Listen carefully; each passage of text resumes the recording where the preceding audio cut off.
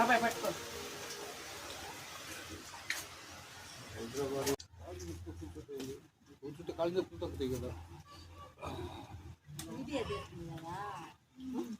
కూడా ద్రాక్షాలు కావాలంటే మా ఆశ్రమానికి రండి. ఒకరోజు ద్రాక్షాలు, ఒకరోజు గన్సిగడ్డలు, ఒకరోజు వచ్చేసి అరటిపళ్ళు, అలా అప్పుడప్పుడు వెరైటీగా పెడతా ఉంటాం అనమాట. సాయంత్రం పూట